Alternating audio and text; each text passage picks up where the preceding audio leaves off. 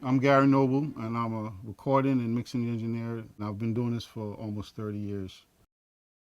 As an engineer, I've been fortunate enough to work with many artists. One of my first big hits that I worked on was Annie Kamosi, Here Comes a Hot Stepper. From there, I went on to the Fugees as a group and separately. Toni Braxton, Whitney Houston, Ricky Martin, Amy Winehouse. I did all three of her albums. These speakers, the iLouds, awesome. I love them. It literally changed my life because even though working on SSL is my go-to and is my main way to work, the industry is changing where I have to be more mobile, more versatile and flexible, and this allowed me to do that. Don't want this to fall through, but all we do is argue. The first thing that surprised me is that the size of the speakers, you think, oh, they're not gonna sound all that great. They're gonna sound like a regular little computer speaker, whatever. But these speakers play a lot of bass for their size. But it's not like all bass and nothing else. It's actually balanced and you can actually hear what's going on. The imaging is good. The way I have them set up now is the way I actually use them. Even when I'm in the studio like this, sometimes I have them here, sometimes I have them there, depending on how the console is set up. What I really like about them is that I can play them at a low level and hear everything that's going on. I could sit here right in front of them and I'm able to do my work and I hear everything clearly for hours, no ear fatigue. And when I do crank them or put them on the bigs, I still get the sound that I'm expecting. Even though I have access to Augsburgers, Genelecs, and all these other speakers, I like to use these because how many people have Augsburgers in their house or in their cars? Speakers this size are more commonplace, especially in dorms and stuff like that.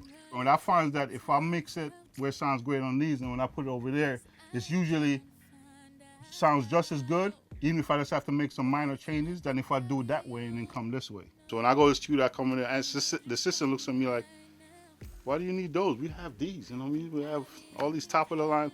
So, well, it's a real world reference. That's what I like to say, as a real world reference. So baby, please, you're all I need. I was on the road doing a live show, and while I was in the hotel room, I got a call from the label saying that they needed a radio edit of the song. Because I had my laptop, I had my interface, and I had the speakers. And being that it was all in the box, I was able to just do it right there in the hotel room. And I felt confident enough in what I was hearing on the speakers that I knew whatever edits and changes I made would translate once they got it. And I sent it to them. An hour later, they called me, said, hey, sounds great, blah, blah, blah, thanks so much, blah, blah, blah. And that was it. So another happy client, and the show goes on. For all the engineers and producers who have their own setups, their own studios, but they only have one pair of monitors, even if it's a great sound pair of monitors, you always need a second reference just to make sure that everything is in the ballpark, everything is correct. And these make a great second reference. That's what I do. In my home studio setup, I have a nice set of speakers, but I have these.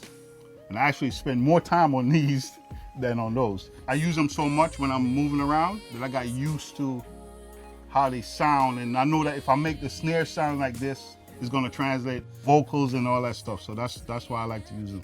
I'm not gonna sit here and tell people that, oh, these are the best speakers in the world and they replace everything else you ever have. No, but for the size, the versatility, the sound, the portability, it can't be beat.